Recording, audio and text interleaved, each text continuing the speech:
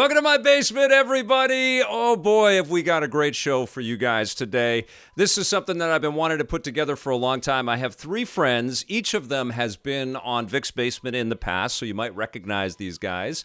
But I wanted to bring them together to talk about superhero video games. We have Chris Baker, who's the creative director at Zen Studios and a former employee at Marvel and Lucas Arts. That's Not right. Lucasfilm, LucasArts. We have Evan Narcisse, who's a writer and a journalist, as well as a content creator in the video game space. He's a comic book writer, wrote Rise of the Black Panther, and most recently worked on Spider-Man Miles Morales, and has some other cool things that we'll get into in a little bit. TQ Jefferson had stints at Marvel Games and working with Disney, ran 20th Century Games, or was one of the people running 20th Century Games, and has just joined a new a company called Survios, and we're going to find out what that's all about. But Chris Baker had a baby since we've last had him on.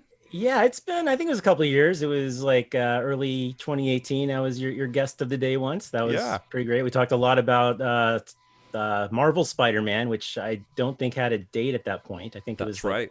Yeah, we were both incredibly excited about that one, as we should have been. Yeah. And then we just talked about Spider-Man games in general. Yes. And you also are the creative director now at Zen Studios, so that's a new role. Right. I do a lot of writing for the RPGs, games like Operencia, The Stolen Sun, and Castle Storm 2, Dreadnautical. And then I help with our pinball stuff here and there. Like we just announced a new Star Wars pinball not HD, VR, Star Wars pinball VR. Yes. And I helped put the trailer together for that. So every so often I'll cross over there. Oh man, I can't wait to play that. And Evan, you're working with Amy Hennig now, right? At Skydance? Yes, at Skydance New Media on an unannounced project that I cannot talk about. Penalty of death. Oh, I put you in hot water right from the get-go. I'm sorry, but that's awesome. Yeah. So, but I'm also freelancing as a narrative design consultant on a few other things I can't talk about. But really exciting stuff. Yeah. That's awesome. The last thing I worked on was the Miles Morales game, which came out last year. I think what's cool about your journey is obviously you were behind the scene. Well, you were a journalist covering all this stuff. You were kind of at the intersection of music, because I know you love jazz and music in general, and comic books and video games and technology. Yeah. And somehow you have flipped the switch, and I think you still do some coverage of this stuff, but no, very, very, very little. In fact, none for the most part. I'm pretty much done. Does it just get messy when you do? Kind of. The potential for messiness is there. Like, I try to stay away from things, obviously that I'm working on, but like the classic example of that was when I was still at IO9, which is a website within the Gizmodo network for those who don't know. Yeah. But Marvel approached me to write Rise of the Black Panther, and I had to figure out a way to not cover video game, rather anything Marvel or comics while I was writing the series, which I was able to do. I shifted gears and did more TV coverage and movie coverage. But yeah, the conflict of interest obviously was a big deal. Yeah. Which now that I'm pretty much shifted over to creative side of things, that's less of an issue. Well, that's cool, man. I'm really just impressed and proud as hell of you and these big changes in your life. I think that's incredible. I'm proud of you, Vic. Oh, thanks, brother. And TQ, you made the switch over from 20th Century Games. That was where you were at last we talked. You had just launched Predator Hunting Grounds. What's Survios? What is this company? Survios is one of the, I guess you could say, OG VR studios.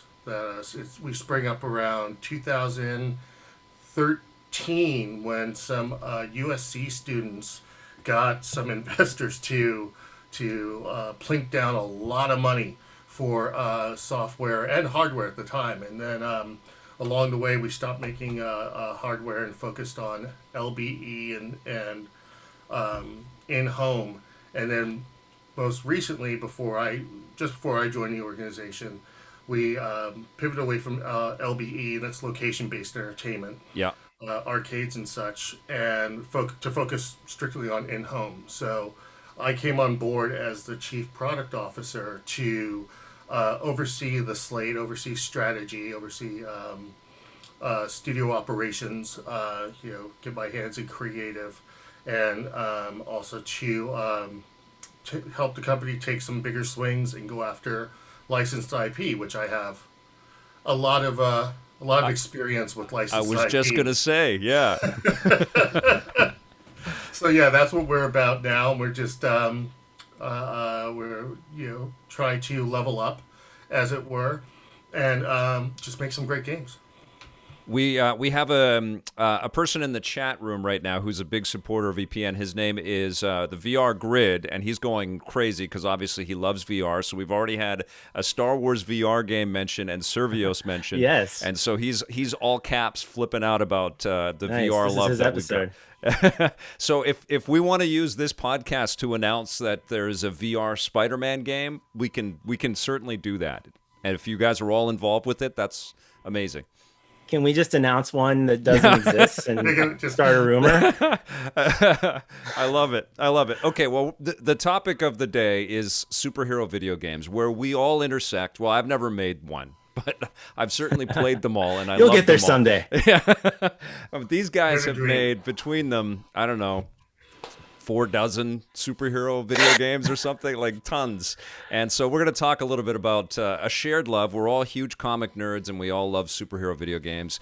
And I think Spider-Man is going to be a big way in. But first, before we get into that, I just have to give a nice big shout out and a thank you to our sponsor, which is the Gaming Stadium. They are Canada's largest, they're a leader in online esports tournament facilitation. They've got tournaments going on every weekend, and you don't want to miss out on the action. You can find out about them at tgs.gg. All right, you guys. So, why don't we start with a nice softball question, and we'll go out to each one of you guys. And by the way, I will take some questions from people in the chat. Thank you all for being here. But let's start with you, Chris. What was the first superhero video game that really connected for you? It connected. I think the first one I played was Superman on NES. Yep. And in a way that connected just because it was a video game with a character I liked, but it's not a very good game. I think the first like good superhero game I played was the Batman movie game for NES. Yeah.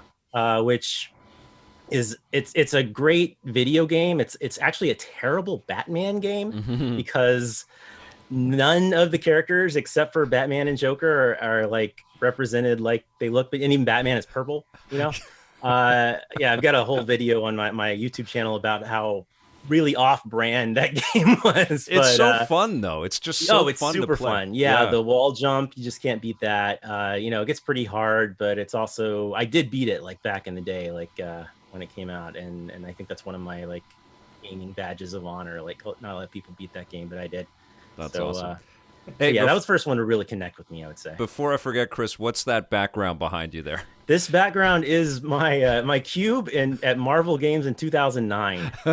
Yeah, you can see there's some stuff from my LucasArts days, which was just a little bit earlier. I worked on Battlefront 2, and I actually wrote the back of the box for the Star Wars Force Unleashed action figures. That's why you see those over there. That's awesome. What else is there? Just, I'd like to say that even to this day, it is a brave and bold move that Chris is showing off the fact that he took a photograph inside of a Marvel building.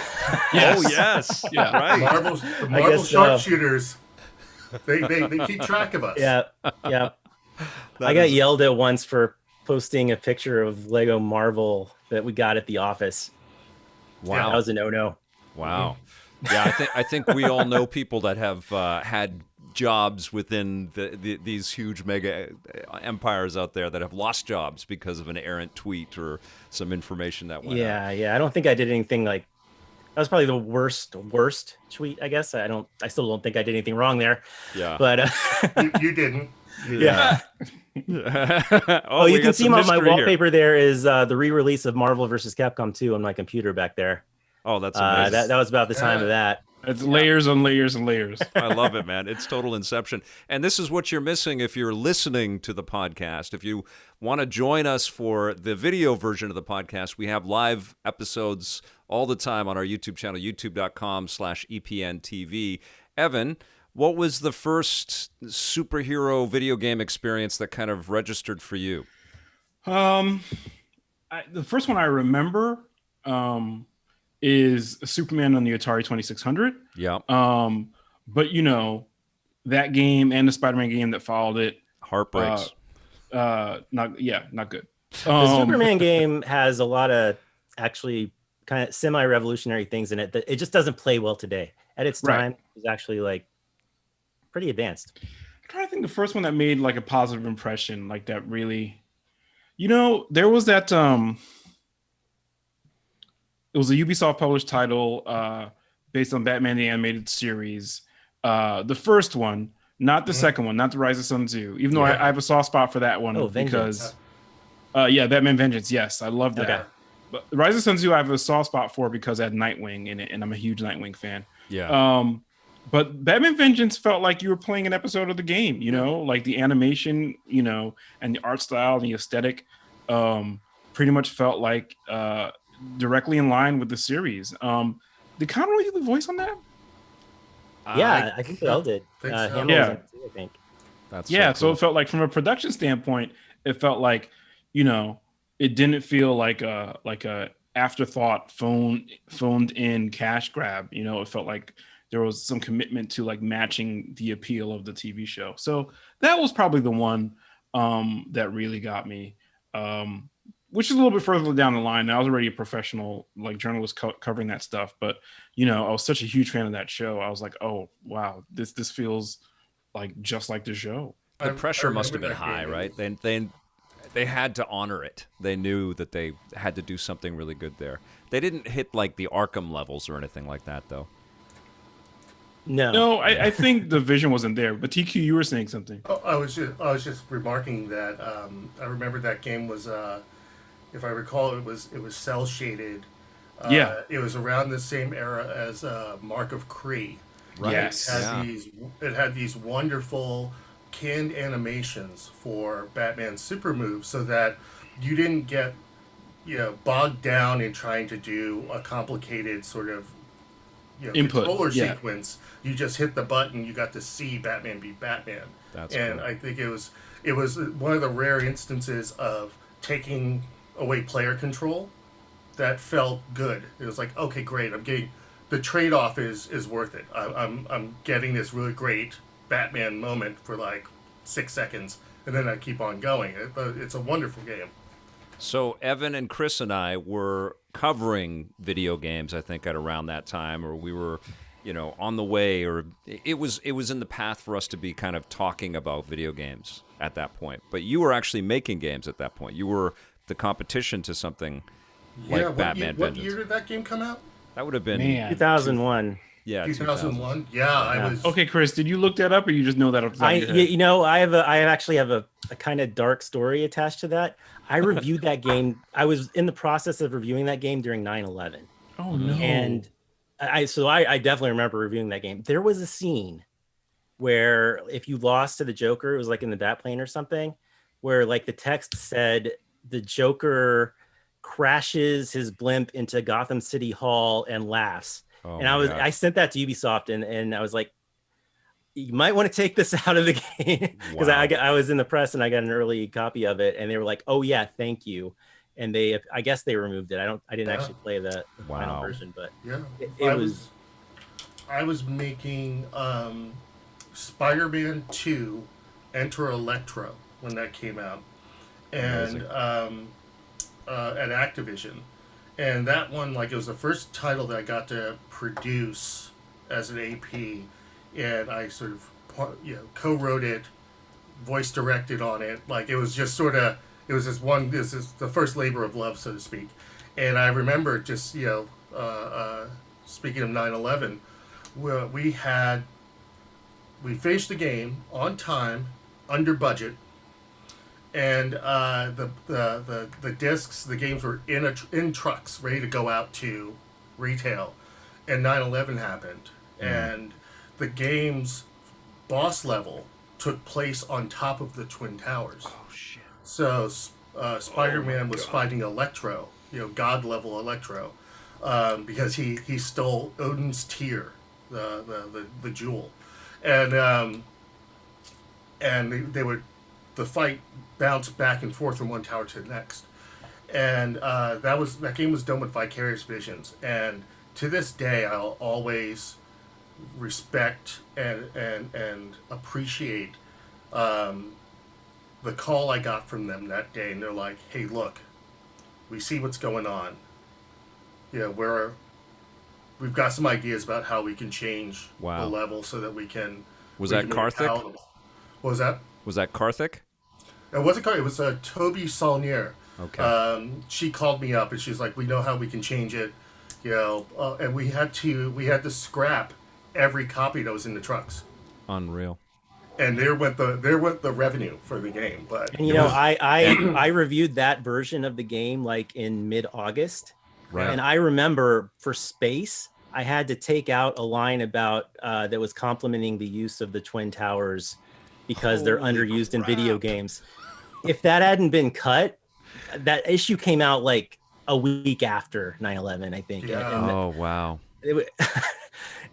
It's spooky to go and look back at the promotional material for the Spider-Man movie, which had the Twin Towers in it, right? Like that affected everybody. It affected our show. We were on the air with Discovery Science then, and we were blowing up developer studios every week with our silly special effects, and then we got notes back from the network saying, no, we can't have lots of crazy violence and explosions and stuff, and it's like, well, we talk about video games, you know, so we had to kind of alter everything. But yeah, it's incredible. It affected every single part of it. But TQ, you've got a special case there. Obviously, you were making games that were inspiring us, you know, and that's weird.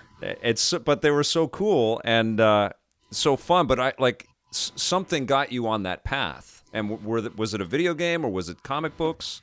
What got you there? Yeah, I would say it was a bit of both, but probably more comic books than video games. But to answer the question, I also remember playing Superman for 2600. Yeah. You know, it was like 6 blue pixels, 5 red pixels, 1 flesh-colored pixel, 1 black pixel, and that was Superman, and we loved it. We loved it. Oh, that's amazing. And the worst sound effects. Oh my god, yes. But the game that I really just couldn't get enough of was the X-Men that was on Sega Genesis. Oh, yes. Oh, man. The side-scrolling one where you can call in Archangel and you can call in, you know, various characters. And I remember it was against Apocalypse was like the final boss. Yeah. And if you played as Wolverine and you got his health went down to like 10%, he would go berserk and just start clawing everything around him, right? Yeah. And it was awesome. Again, it was another moment of taking away player control that felt good because it was Wolverine being Wolverine. You're like, yeah, okay, fine. I'll just wait a couple of seconds and watch this happen. It was awesome. Did you you mentioned the taking away player control part of it, and you noticed that? Did you employ that in any of the games that you worked on at Activision? Too many games, Vic. You can't ask this. I know that's a huge open question. That's why I couldn't write down questions for this. There's too many different paths here. Yeah, while at Activision, no, I don't think we took away player control. I think, you know, what we do, we like try to script moments so that you know, the cinematic felt cinematics would feel earned. You know, I think that's probably the best as far as we went in terms of taking away player control. And honestly, I don't think when I was making Enter Electro or that era of games that I made, I don't think I had the vocabulary of saying, because I learned a lot of stuff and I learned everything on the job. Right. So I didn't really have the vocabulary of like, oh, I'm going to suspend player agency for this moment in time. No, I didn't have. I you know, said it now. I couldn't say that then. Yeah. So it was. So yeah, it's just one of those things that I just remember appreciating when I was playing the game way back when. Evan, do you think the Spider-Man 2, the Treyarch Spider-Man 2 was was kind of the moment where it all crystallized, where we had. I mean, there was, it was an early pinnacle for sure, and it was like, it was a game where, I think it was this magic kind of confluence of, the technology, what was,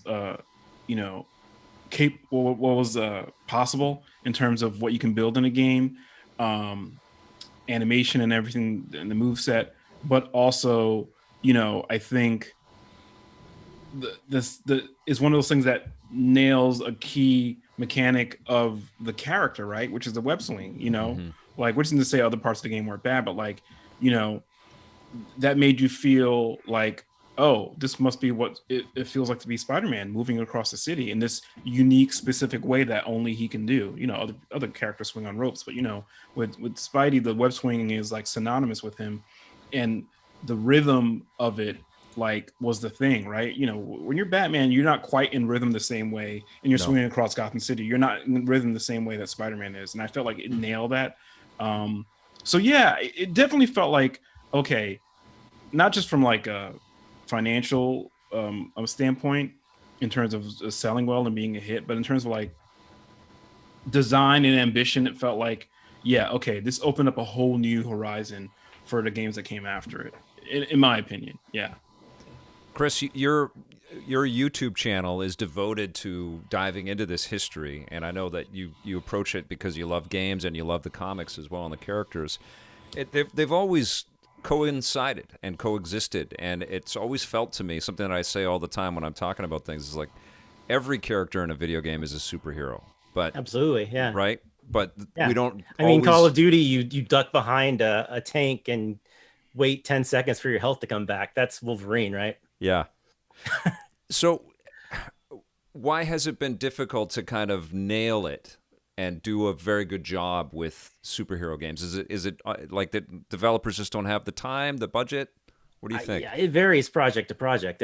Time and budget and just scope, or resources devoted by the publisher, how invested the publisher is in making a good game. Sometimes they just want to, adhere to their contract to get the game out, and they just want to put something in a box. Yeah. That also seems to have changed since Arkham came out, though. It feels like look at the pressure that the Avengers devs are under because of the success of Spider-Man, but I think you can also trace that back to Arkham. I mean, that's my read on it. It just feels like, as somebody that's been watching the business mature and evolve, that Arkham was also incredibly, powerful for people to appreciate these properties in a different way. Yeah, I think what Arkham did more than anything was it sort of proved that, you don't need to be a movie game to be successful. Yeah, I was going to say the exact same thing. Yeah, you just need to like really honor the character in like a really cool way with a really distinct vision that, is very much in line with the source material, but also, kind of does its own thing. It establishes a universe. I think that's like the first real video game universe for a comic character there was, you had Arkham City, Arkham Knight, all same universe. And they've even had like animated movies that comics. They've had comics, that play in that universe too. And now, with as Evan well knows, with Spider-Man, like that's very much what they're doing. They're having like, scenes at the end of each game that kind of hint what's to come. And and I think the shift, Chris, is that like you were saying before, I think the publishers viewed video games as derivative, right? Before, and now they view them as additive. You look at what Insomniac did with the first Spider-Man game. And I'm somebody who hated that white spider on Pete's suit, like when they showed it off. I was like, oh God, no. But now it's like, oh right, they put their own visual stamp on it, and you see that costume being cosplayed at conventions. You remember those conventions? That didn't take long either.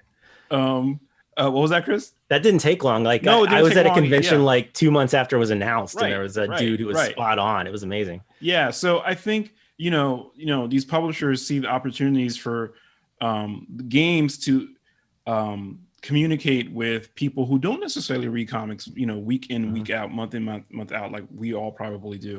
And games are another way to reach those people and carve out interpretations and iterations that are unique to those specific platforms. So like the Miles in the game is different than the Miles in the movie, is different than the Miles in the comics, and they can all talk to each other, right? Yeah. But they can also carve out their own lane in different ways. And I think that's a really exciting moment that we're in right now.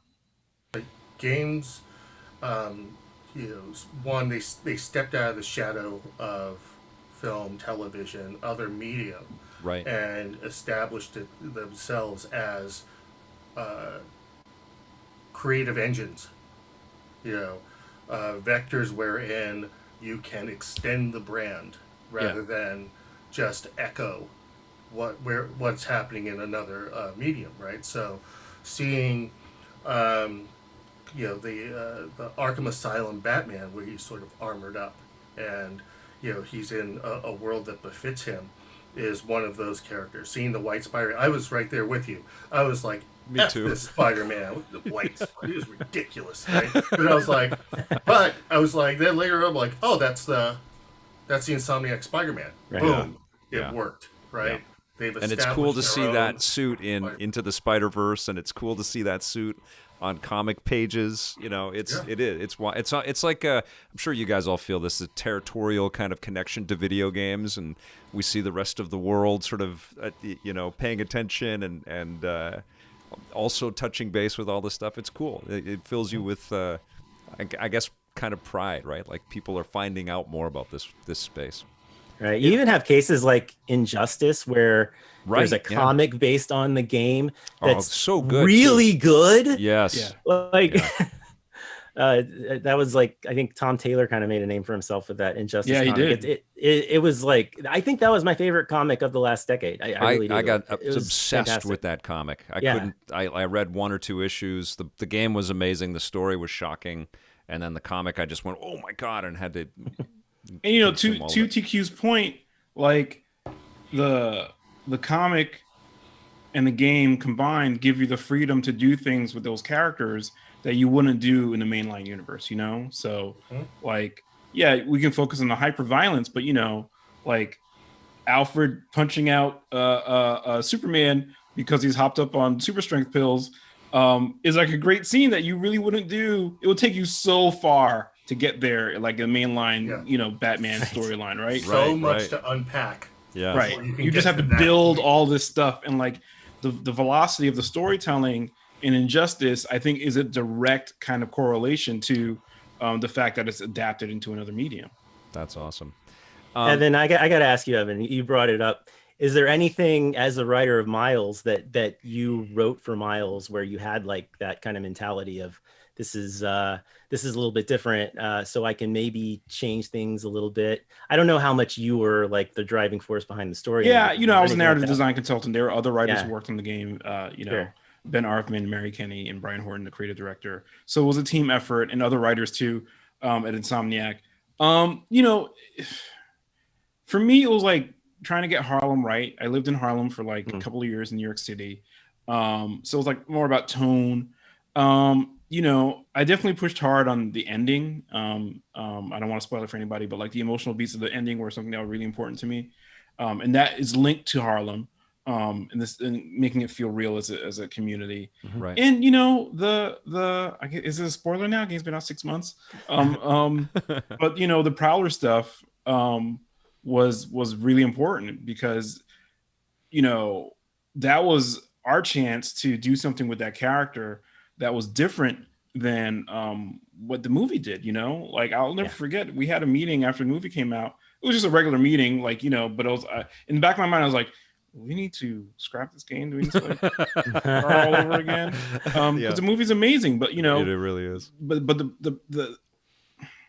the pressure of that movie's success and imprinting the character on so many people's minds creates an opportunity, to like, okay, well, if we can find something else to do with these characters, that people already know, but they'll be surprised by what we do. Like that was a huge opportunity that I think we stepped into pretty well. You know, like I was really proud about, you know, what we did with Rio as a character. And even some of the stuff with Miles and Genki, you know, like a lot of people remember Genki's not in the Spider-Verse animated movie, really. He's like in there for a couple of scenes, and he's not Genki in the live action movies. He's Ned Leeds, even though he's Genki. I noticed there was a line in his bio that was "guy in the chair." But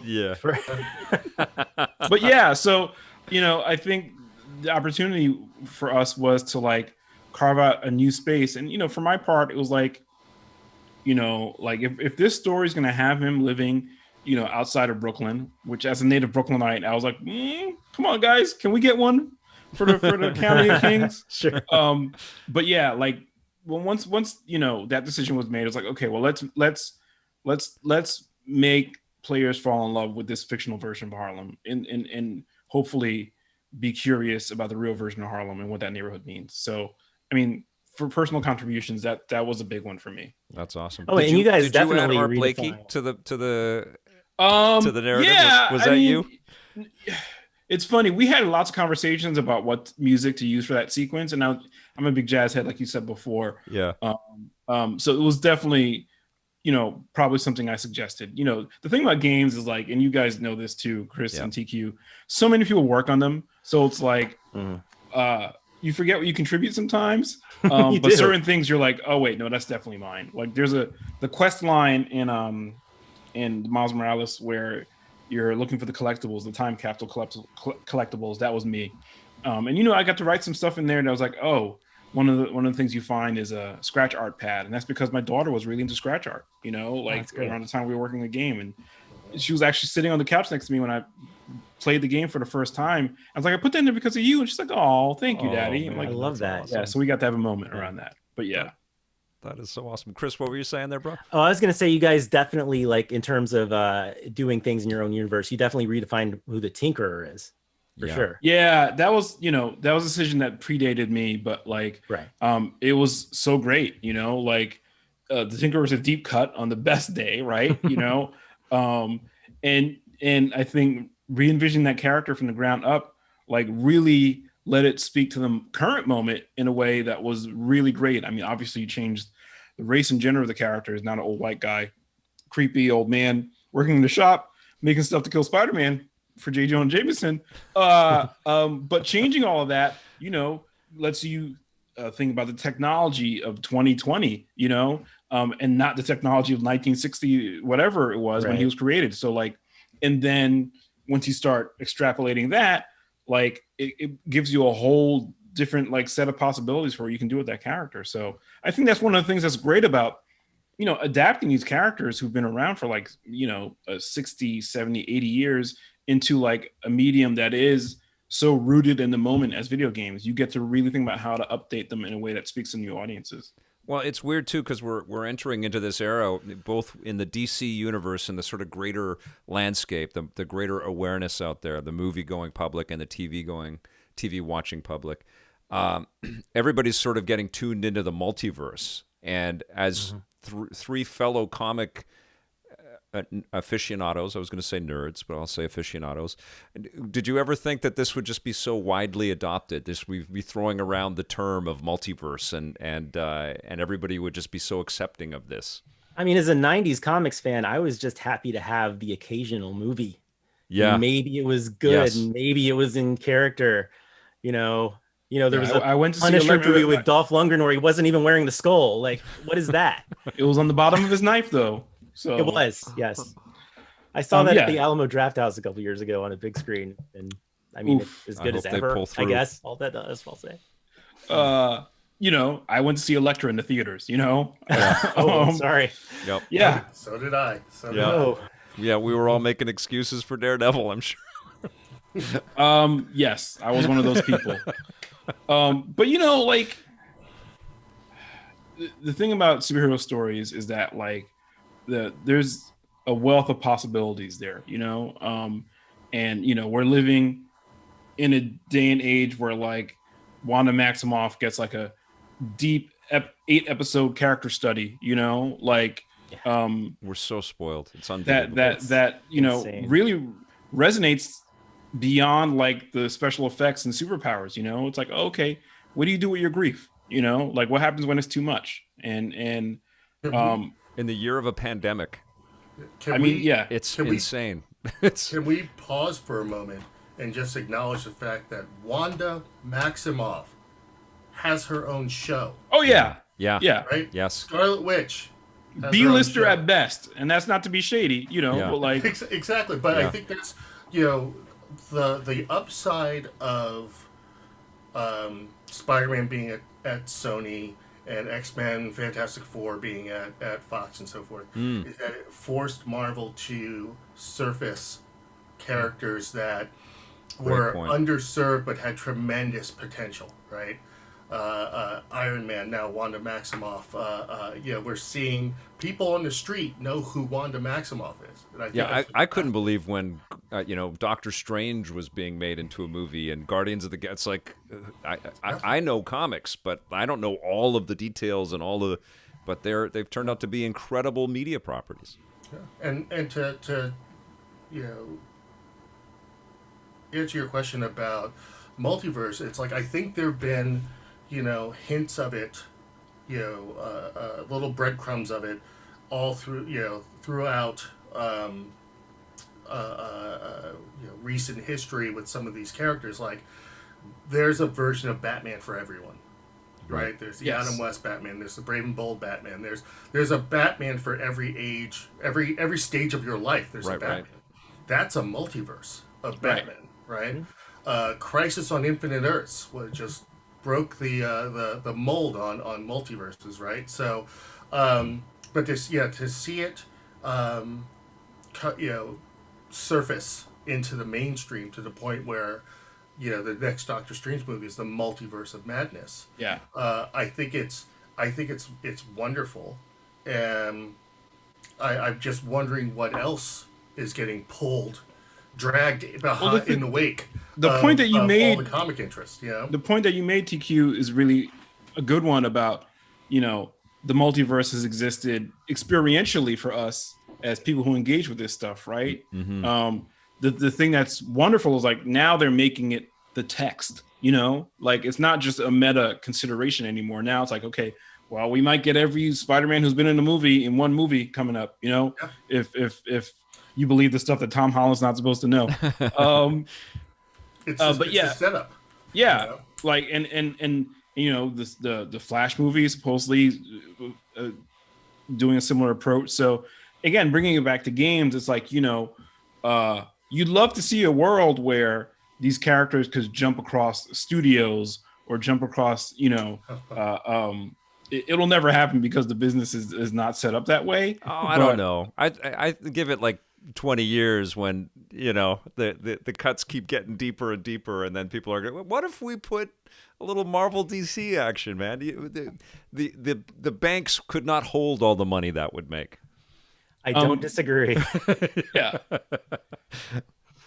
But again, I think to your point, Vic, these kind of like sensibilities and plot points and terminologies that used to be just within a small circle of people now being it's incredible. The fortunes of these mega corporations rise and fall depending on how well they can execute them.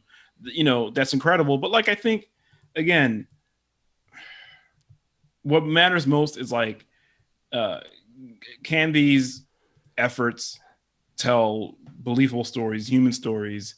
Right. Like, can they connect with the aspirational aspects of superheroes? What Insomniac did on the first Spider-Man game,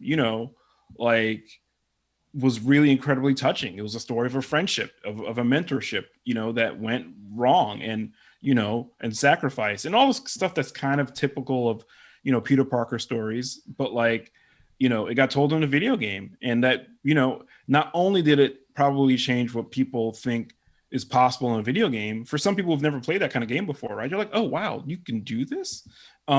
It expanded the idea of what a superhero story could be. And I think that's always like best for the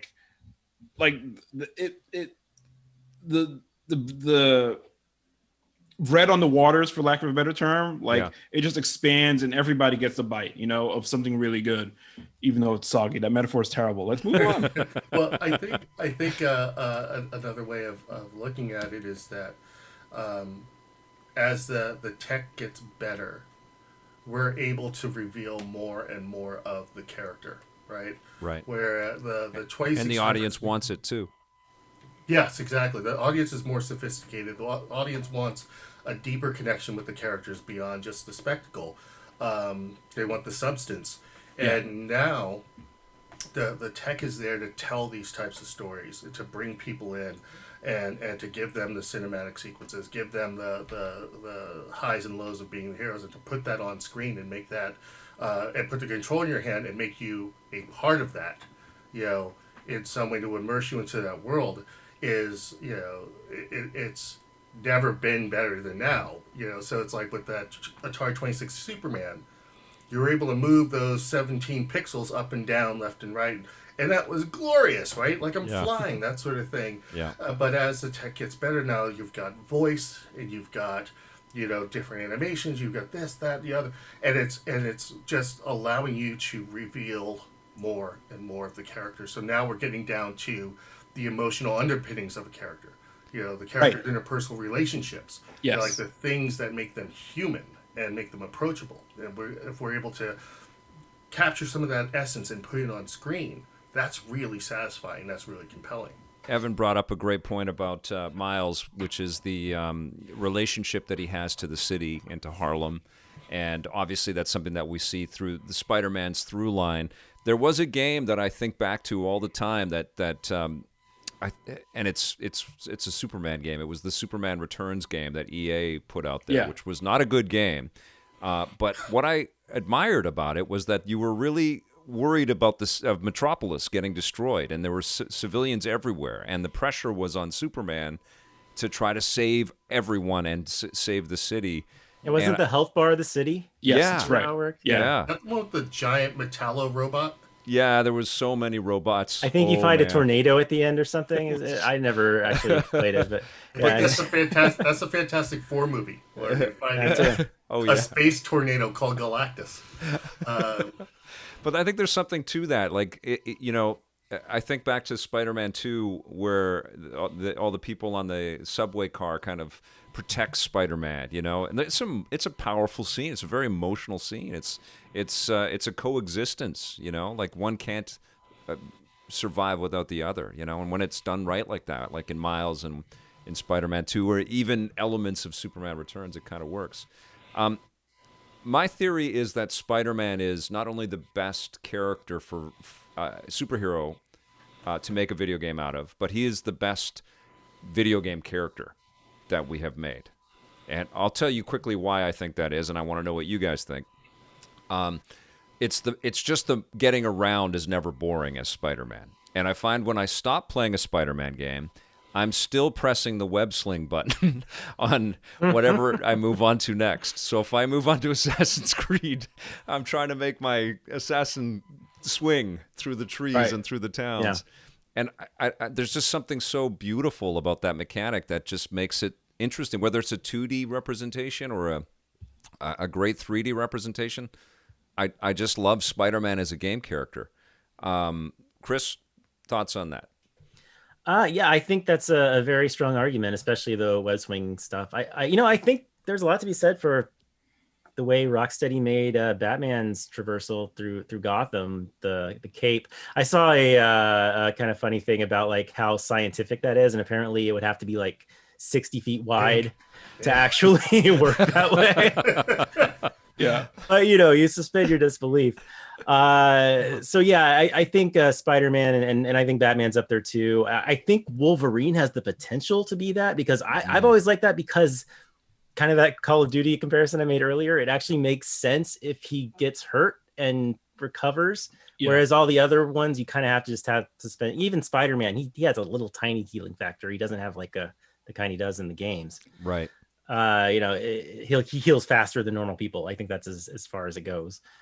But that's part of being a video game, and it's part of being its own universe too. So you can kind of maybe this Spider-Man has that, you know. But yeah, I think that's a solid case. I definitely, not only that, like I've walked around, like I think when I played Spider-Man 2, I was in San Francisco. I was in downtown San Francisco a lot, and I would look up at a building and I'd want to do like that, you know. Yeah. Dude, every time I've been to New York, I've looked around for Spider-Man, you know? It's a very profound thing. Right. Evan, you've worked on 2 Spider-Man games now. Do you kind of feel... Did you work on the first Insomniac Spidey? Not really, no. I wrote like a one line kind of as a favor to those guys when Peter takes a picture of the Wakandan embassy. But yeah, I didn't really work with them in earnest until the second game, until the Miles game. Yeah. But you were going to ask your question, Vic. Is he your fave? I mean, it's like, you have to say that he is now. You're making the argument that he's a perfect video game character, and you know, that's good, but like, I've got out of shot here. I have a picture of Avengers Endgame poster that my daughter gave me for my birthday, and there's, you know, Iron Man's there, and Iron Man, I think, is a really perfect video game character because he's got that upgrade, you know, kind of feedback loop as part of his ethos of his character, right? So, you know, like, you know, it's typical video game skill trees has you unlocking new abilities and upgrading them and whatnot and changing your appearance, and that's all built into Iron Man's, you know, kind of haven't been able to do that game yet, though. Yes, that's true. Yeah. You know, I have to say, like, Marvel's Avengers, I think, did a really good job, but you know, they created like 6-7 cool different games. movesets for like for each character. You know, like even though like you have a light attack and a heavy attack, it feels different when you're using each character. And some of the Iron Man stuff in there is pretty good. The fact that you can switch into like a flight mode and a hover mode, I agree. On the fly is a significant achievement. So I think Iron Man's up there. You know, we've yet to have like a solo title for Tony that probably makes it feel like, okay, this is like a fully realized, well executed outing for him. But you know, he's up there. He's on the list, I think. Okay, TQ, I've been waiting to hear what you've got to say about this because you basically had the keys to the toy box or the keys to the castle, kingdom, keys to the kingdom. Worked on everything. I'll say with Spider-Man, there is. At least for me, I think some other people might share this sentiment. There's a moment where you fire the web, you swing, you hit the top of the arc, and you let go, and you hit the button again, and you hold your breath, just for a second, because you're like, because that's how immersed you are in that moment. Totally. And that's magical right there. But there are times when I was playing Arkham, when I would just hang upside down, just because I can, because I'm Batman. You know, I'm effing Batman, right? And that's fantastic, right? And like the idea of, you know, by the time you get to Arkham Knight, you've got the Batmobile acting as a third fist. Loved it, right? Yeah. And all the gadgets and all the upgrades. So I think that's magical. I know from practice how hard it is to make Iron Man feel good in the game. You know, that's not a 2D fighter, right? But I think Iron Man has Spider-Man may be the best right now. I think Iron Man is the character with the most potential, and not just because of his gadgets, but because it is just as fun to be Tony as it is to be Iron Man. Very cool. Good point. And you can't say that about Bruce and Peter. Right. True. That's an excellent point. And I really did enjoy the Iron Man VR game. I thought those guys did a really good job with that game. But the technology just couldn't keep up with all of the freedom that you wanted out of that experience. But it was pretty damn cool. That's the difficulty, or that's the hobgoblin, no pun intended. Oh, you intended that pun. Come on. Yeah, you like that? You wouldn't know that word without Spider-Man. For my next trick, just the thing about Iron Man, Superman has the same difficulty curve in realizing a character. When you have a character that can do everything, yeah. When you translate him or her to a game, then they're not good at anything. right? Because you have to find ways to limit the power set, so you can focus on a small but achievable number of moves, abilities, etc. And Iron Man, not only can he flies, he punches, he can go underwater, he's super strong, he's fast, he's got lasers, missiles, etc. Then he starts bringing in the other armors. Yeah. Right. That are custom made for a situation. Yeah, right? limitlessly expandable. Yes. Yes, exactly. All of a sudden, you find yourself as a development team. You're all drinking in the morning. Yeah. You're trying to figure out how to make Iron Man work, how to make Iron Man feel like Iron Man. What Iron Man games did you work on? Did you work on one or two when you were at Activision? I worked on Iron Man 2, the one with War Machine in it with Sega. Okay. Then Chris and I worked on Iron Man 2. Yeah, I worked on the original as well. I the did... Secret Level developed one. Yeah, it's funny. We did the behind the scenes on that one. Yes. That's right. Stan Lee was there. We interviewed Robert Downey Jr. That's and right. John Favreau. That's somewhere on this YouTube channel, right? The behind the scenes of it's Iron somewhere. Man. Yeah, and Hulk too. I think we did Incredible Hulk as well. That was a blast. Yeah. I just remember, the game. I learned a lot from that game, just in terms of, what it was like to be on, that was like the first game I worked on on the licensor side. Yeah.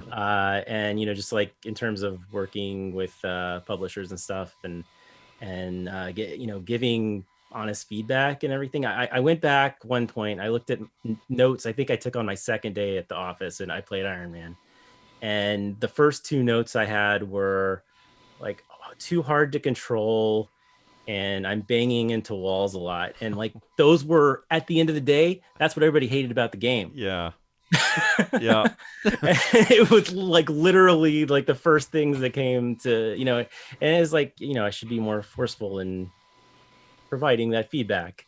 But, there's a part of you that's like, well, I'm sure they know what they're doing. They're going to come around. And then, sometimes they do, but, in that case, they kind of didn't. But everyone still like works really hard and does everything they can to make the game as good as they can. It's just I think the idea of 3D movement with a superhero and that subset of powers and abilities, that's just it's just hard to make any kind of 3D experience at all. But then if you make them superheroes, I mean, what Rocksteady and Insomniac did, I mean, that's just incredible. Like they're just so freaking talented. It's unbelievable. Do you guys think we'll ever see an awesome Superman game? Apart from the 2600 one, which has gotten lots of shout outs in today's episode, are we ever going to see an awesome Superman game? I'm going to say yes. Yeah. I think so. Who's going to do it? I think someone we've never heard of. Someone we've never heard of. Warner Brothers. Yeah. That's solid. If you would ask me in like 2006, who's going to make the next greatest Batman game, you're not going to say Rocksteady. Right. No. They had a game out that was like mediocre, I think. Right. I would like to see Remedy make superhero games. Okay. It's funny. Back when I was Control's basically a superhero game. Yeah. Sure. When I was at Kotaku, I interviewed Sam Lake and one of the Hauser brothers, who were the founders and run Rockstar Games, because they did a Max Payne comic for Marvel. Yeah. And Sam Lake's like, we grew up on this stuff, like it helped form who we are. Maybe Superman and Remedy doesn't seem like a fit to me because they make weird, quirky, idiosyncratic games.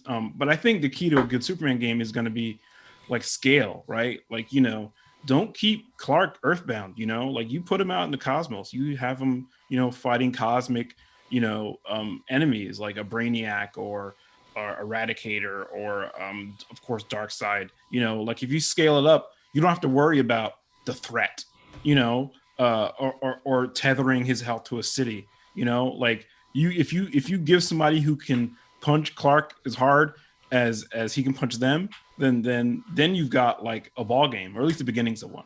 Yeah. See, I think along a slightly different line. A slugfest is a slugfest, right? But with Superman, I think you put Superman in a position to make very messy choices. You have to make controller throwing choices. Save Lois or save Metropolis. Save Lois. No, save Lois, Jimmy, Perry. They're all in different places. Right. Or just save this woman and her child. Right. Yeah. And this other woman and her child. Right. And you are not fast enough to do both. Right. That's what Superman Returns kind of hinted at, which was impressive for that day. Right. The idea of who gets saved and how you decide and if those decisions have choices, like real choices. What if you end up creating the final boss because you made a choice earlier in the game? That's I think that could be very... You still have rooms for fights and slugfests and so forth, and like you could have the Metropolis fight with Zod where you're knocking down buildings, but you need to save people too, right? So I think there's room for the destruction and for the big powers of Superman, but I think there's also room for the internal struggle. And like I was saying before, the tech gets better. We can peel away more and get to the core of the character, right? Well, the cool thing about a take like that is that we can see the eruption of Superman, and what we've seen in the movies when it works is when like he holds it all together. That's the beautiful thing about the characters. He holds it all together until he goes crazy for a second and he has to fight back, and that's the shock of the character.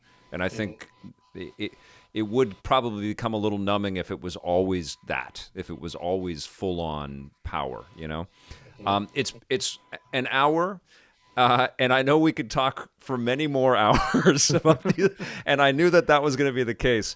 So I want to put a bookmark in this, and I would love to have you guys back again if you guys are open to this. But I think this is it's my favorite topics on earth. It's superheroes and video games and comic books. It's just amazing. But I want to ask. Group. I'm in. All right, I'll get you guys all together again. I've been working on this for a long time, by the way, guys. Everybody's busy, and I really appreciate you all being here. But we're talking about the biggest characters out there. Who are we missing in video game form? Who would you love to see make a solo video game about that character? Evan, we'll start with you if you're ready. Wow. I mean, there's some obvious answers for me. I'm trying to think of obvious answers that are not obvious. Green Arrow. Cool. Yeah. We'll get there, right? Like if we keep getting good superhero game after, we'll get a Green Arrow game that will blow us away down the road. That would be amazing. TQ, how about you? I was recently very interested, in taking a crack at Green Lantern. Nice. Yeah. In VR, perhaps at Survios, perhaps. That's just anything just driven, anything driven by the imagination. Like he's also one of these nightmare characters that can do too many things. Yes. Yeah. So it's like, how can you create systems that give players that feeling of freedom and imagination, right, without breaking the bank? Wonderful character, though. Just just beautiful, crazy, cosmic. It's amazing character. Chris, I'm sure you've got one. Yeah, it's funny you should mention that. The last video I did on my YouTube channel, superhero.vg. Yeah, it's a great channel, by the way. Chris is awesome and funny and very smart with all of his comments. I point out the one character who far and away, I would say, in terms of iconic superheroes, is the one who has never had their own video game ever. That's Wonder Woman. Wonder Woman, of course. Yeah. Wonder Woman has never had her own video game. That's insanity.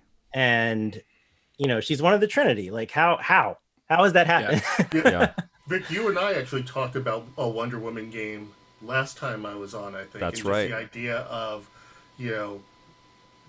how do you create a mechanic around truth? Yeah. I think I remember you talking about that. That's to me, that's fascinating. And whose truth is real? Whose truth is stronger, right? I'm on board with. Yeah, I could see it like Arkham meets LA Noire, something like that. and a little Superman. Like yeah, absolutely, like yeah. crazy That's the thing. Like her skill set in terms of like traversal is like because she has so many ways. She can lasso, like swing like Spider-Man. She can get in her invisible jet and go long distances. She can fly, depending on what you want to do. Like that can be a skill tree, right? And she's a warrior too. Yeah. I agree. You can go to ancient Greece. You can go to Metropolis. Credit to the Gal Gadot movie for showing us that the lasso's cool. Totally. Yeah, exactly. Amazing. That was the highlight of the last movie for sure. Well, it's surreal because there was a successful TV show and now these billion-dollar, bank-busting movies and nothing in the game space, which is crazy. Although we do have the DC Supergirls game, which I have my hopes for. This one that's coming up for the Switch, they just revealed that. It does feel like it's a little bit of a bone being thrown, but hopefully it's good. Yeah, and Wonder Woman, she's great in Injustice, and all these universe games.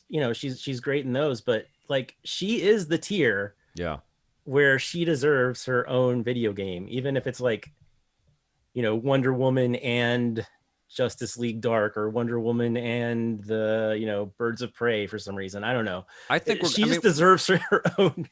Her name to be in the title of the game. We're going to get there. I mean, we had Flash and Superman, on TV the same night, and later tonight, actually probably pretty soon for you, Chris, is the finale of WandaVision. Like, we're going to get there. It's just going to take a little bit more time. And I know Evan is part of doing the good work on pushing some of these ideas forward out there, which is awesome. And I get the sense that we might see some good work in VR from TQ with some of these superheroes soon, which is very. We're taking bigger swings. I'll say that. That's awesome. That's so cool. And Chris, can't wait to play Star Wars in VR, and can't wait to see what you're cooking up right now. I'm writing a game right now. It's an original IP. I imagine later this year you'll start hearing about it. That's awesome. Yeah. You guys, this was a real thrill and a real treat for me. Thank you so much for being here. This was Chris Baker, Evan Narcisse, and TQ Jefferson. Thank you, gentlemen. Sorry I didn't get to any questions. I had a feeling I might the conversation would go bouncing back and forth a bit like this, but I'll have these guys back again, and we will dive deeper into superhero video games. Thanks for watching, everybody. Thank you for being here. Take care, everyone. Thank you. We'll see you tomorrow. Thank you. Bye. And play forever. Thanks, everybody. All right. Thanks, Vic. That was great. Thanks, buddy. Yeah, sure. Anytime. Talk to you later.